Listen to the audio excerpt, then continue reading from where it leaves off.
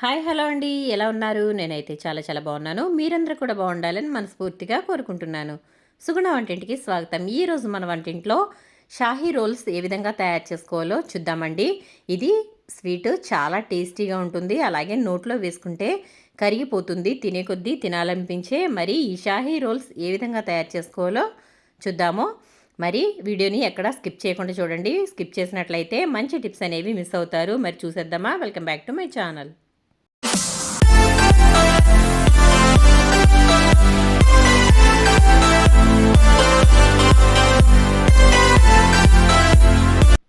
ఇప్పుడు మనం స్వీట్కి sugar syrup అయితే తయారు చేసుకుందాము.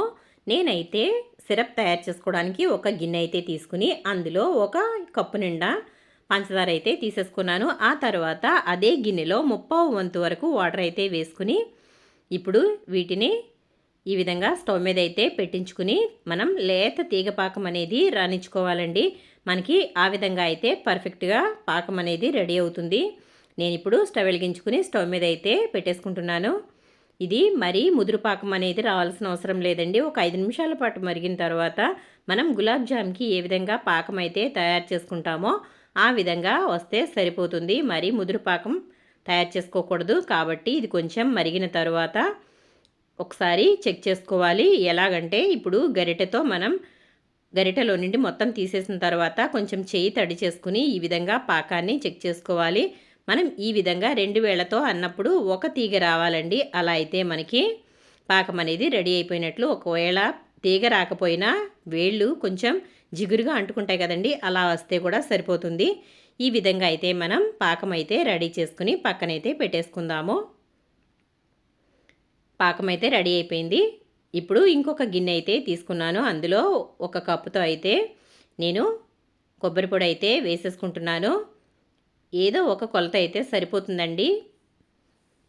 నేను ఒక కప్పుతో అయితే ఈ విధంగా డెసికేటెడ్ కొబ్బరి అయితే తీసుకున్నాను. మీ దగ్గర ఈ కొబ్బరి లేకపోతే మామూలు కొబ్బరి అయినా సరే పైన నల్లగా ఉండే పొరంతా చెక్కేసుకుని మిక్సీ పట్టుకుంటే సరిపోతుంది. అలాగే ఒక అరకప్పు వరకు జీడిపప్పు పలుకులు, అలాగే ఒక 10 బాదం పప్పుల్ని చిన్న ముక్కలుగా కట్ చేసుకుని ఇవి కూడా ఇందులో వేసేసుకుని ఒకసారి అయితే బాగా కలుపుకోవాలి.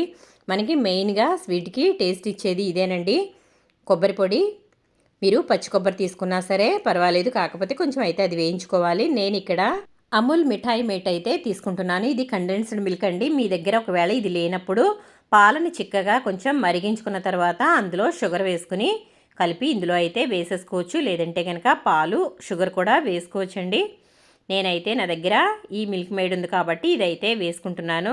మనకి కొబ్బరి కొంచెం తడిస్తే సరిపోతుందండి, అంత వేసుకుంటే సరిపోతుంది. మిల్క్ మేడ్ అనేది ఎక్కువగా వేసుకోవాల్సిన అవసరం లేదు. ఎందుకంటే ఇందులో వేసుకునేది మనం పాలు పంచదారే కాబట్టి ఇందులో ఉండేది మనం సరిపడగా వేసుకుంటే సరిపోతుంది. ఇది మరీ కొంచెం డ్రైగా ఉంది కాబట్టి నేనైతే ఇంకొంచెం అయితే వేసేసుకున్నాను. మీరు దీని ప్లేస్లో ఎండు కొబ్బరి అలాగే కొంచెం పాలు పంచదార వేసి కలిపేసుకున్నట్లయితే మనకి ఈవెన్గా సరిపోతుందండి. మీ దగ్గర కండెన్స్డ్ మిల్క్ లేకపోతే ఆ విధంగా అయితే చేసుకోవచ్చు. ఇప్పుడు ఇది ఒకసారి స్పూన్తో అయితే కలుపుకున్నాం కదా, ఆ తర్వాత నేను కొంచెం చేత్తో అయితే దీనిని బాగా కలిపేసుకుంటున్నాను. మనం వేసిన మిల్క్ మేడ్ అలాగే కొబ్బరి ఇదంతా బాగా కలవాలి కాబట్టి చేత్తో అయితే చక్కగా కలిపేసుకుంటున్నాను. చూసారు కదా, మనకి ముద్దగా అయితే రెడీ అయింది. ఇప్పుడు ఈ విధంగా కలుపుకున్న తర్వాత ఇదైతే పక్కన పెట్టేసుకుందామండి. స్వీట్లోకి మెయిన్గా కావాల్సింది ఇదే కాబట్టి చక్కగా కలిపేసుకుని అయితే పక్కన పెట్టేసుకోవాలి. మనం వీటి చిన్న చిన్న ముద్దలుగా అయ్యే వరకు కలుపుకోవాలి. అప్పుడే మనకి స్వీట్ అనేది చాలా బాగుంటుంది. ఆ తర్వాత నేను ఇక్కడ బ్రెడ్ అయితే తీసుకున్నానండి. మీరు ఏ బ్రెడ్ అయినా తీసుకోవచ్చు. బ్రౌన్ బ్రెడ్ అయితే ఇందులోకి బాగోదు కాబట్టి నేనైతే ఈ మామూలు బ్రెడ్నే అయితే నేను మీకు చూపిస్తున్నాను. ఇవి పెద్దవైనా పర్వాలేదు, చిన్నవైనా పర్వాలేదండి. వీటిని అయితే మనం సైడ్స్ అయితే తీసేసుకోవాలి. మరీ పర్ఫెక్ట్గా అనేది ఏమీ అవసరం లేదండి, కొంచెంగా సైడు తీసేస్తే బాగుంటుంది. కాబట్టి నేనైతే ఈ విధంగా సైడ్స్ అయితే కట్ చేశాను. మిగిలినవి కూడా ఇదే విధంగా కట్ చేసుకోవాలి. బ్రెడ్ అనేది ఫ్రెష్గా ఉండాలండి ఈ స్వీట్ చేసుకునేటప్పుడు, లేదంటే ఇది విడిపోతుంది. కాబట్టి మనకి ఫ్రెష్ బ్రెడ్ అయితే బాగుంటుంది ఈ స్వీట్కి. చూసారు కదా, ఇలా అయితే కట్ చేసుకుని అయితే పక్కన పెట్టేసుకున్నాను. ఇప్పుడు మనం సైడ్స్ అయితే కట్ చేసి పెట్టుకున్నాం కదా, వీటిని పడేయకూడదండి. ఇవి మనకి ఏవైనా బ్రెడ్ క్రమ్స్గా ఉపయోగపడతాయి కాబట్టి నేనైతే పడేయలేదు. ఇప్పుడు మనం తీసుకున్న బ్రెడ్ ముక్కల్ని ఈ విధంగా కింద ప్లాట్ఫామ్ మీద అయినా లేదంటే ఈ విధంగా చపాతీ పీట మీద అయినా సరే చేసుకోవచ్చు. వీటిని ఇప్పుడు కొంచెం చపాతీ కర్రతో వత్తుకోవాలండి. అంటే మనకి బ్రెడ్ అయితే కొంచెం లావుగా ఉంటుంది కదా, మనం ఇవైతే ఈ విధంగా చపాతీ కర్రతో ఫ్లాట్గా చేసుకోవాలి. అంటే మనం ఇలా నొక్కడం వల్ల ఇవి చూడండి ఒకసారి మరి పల్చగా అయిపోతాయి. ఇలాగైతే తయారు చేసుకోవాలి. అన్నీ కూడా ఈ విధంగా తయారు చేసి పెట్టుకోవాలి. ఈ స్వీట్కి మెయిన్ ఇదేనండి.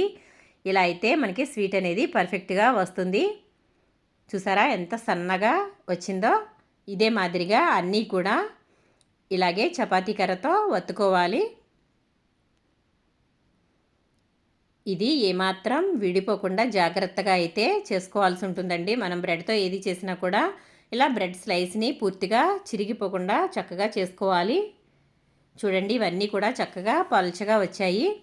ఇదే మాదిరిగా అన్నీ కూడా చేసుకోవాలి. చూడండి నేనైతే అదేవిధంగా అన్నీ తయారు చేసి అయితే పెట్టేసుకున్నాను. చక్కగా మనకి చపాతీ మాదిరిగా వచ్చేసాయి. ఇలా అయితే చేసుకోవాలి. ఇప్పుడు ఇది రోల్స్ ఏ విధంగా తయారు చేసుకోవాలో మీకు చూపిస్తాను చూడండి.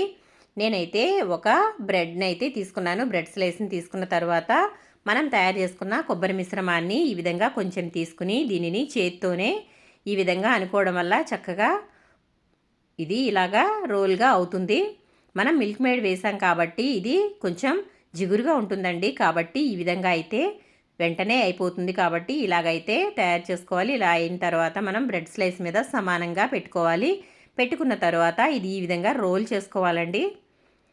మనం లోపల పెట్టిన కొబ్బరి మిశ్రమం ఏదైతే ఉందో అది బయటికి రాకుండా బ్రెడ్తో ఇదంతా రోల్ చేసుకోవాలి. ఆ తర్వాత చివరన కొంచెం వాటర్ అయితే తీసుకోవాలి. వాటర్ తీసుకున్న తర్వాత ఒక స్పూన్తో ఈ విధంగా వాటర్ అయితే అంచులో వేయాలండి. వేసిన తర్వాత మనం మళ్ళీ రోల్ని చుట్టేసినట్లయితే ఇది విడిపోకుండా చక్కగా అతుక్కుపోతుంది.